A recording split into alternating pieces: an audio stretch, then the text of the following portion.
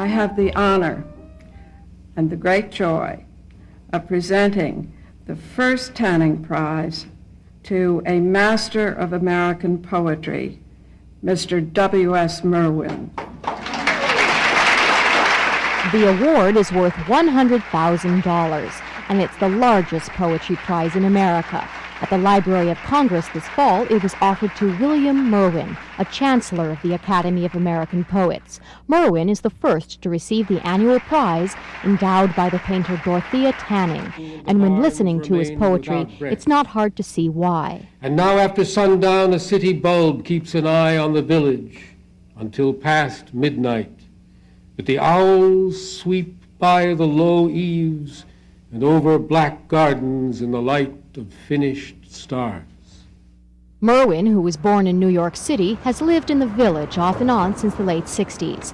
And though he's often based abroad, in Hawaii, Paris, or Spain, he says he feels at home here. And I've written quite a lot of poems in here. And many of them have to do with exactly this neighborhood. There's a poem called St. Vincent. St. Vincent's Hospital is the hospital right across there. And approached faces staring from above crutches or tubular clamps, out for tentative walks, have paused for turtling wheelchairs. When Merwin wrote this poem, he thought of St. Vincent's Hospital as a place of great beauty. It's been modernized and lost a bit of its aesthetic appeal since then. But poetry can spring from the mundane just as well as the extraordinary. Poetry is quite impossible, you know. You're trying to say something that is completely specific and unique, and that only you know about, in words which are completely general and that belong to everybody and that have been used for everything. How can that be done? It can't be.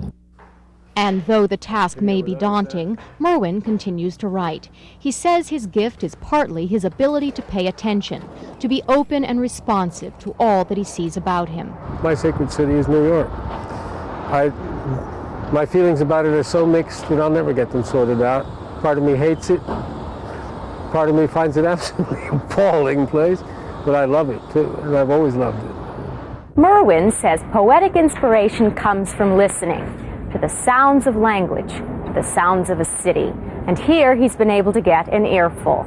For WNYC, I'm Jenny Attia.